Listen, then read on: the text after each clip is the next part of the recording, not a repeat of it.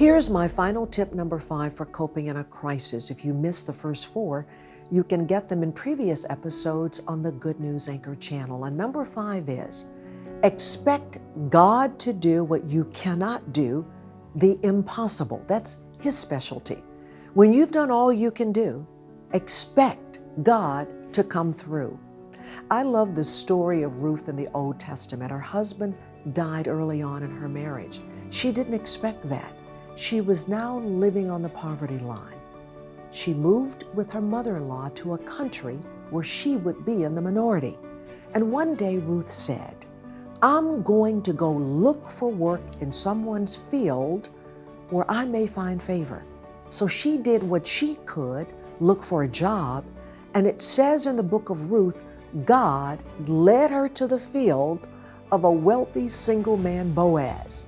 Long story short, he noticed her and he liked what he saw. He was extremely kind to her, gave her more than enough food, fell in love, and married Ruth. She became the great-grandmother of King David. An unexpected crisis led to a beautiful love story that only God could write. His destiny for Ruth. He was there in it all. And He's with you in this current crisis. As uncertain as the future is right now, know that God is with you in the midst of it all, and He will not fail. I have served God all of my life through the good times and the bad.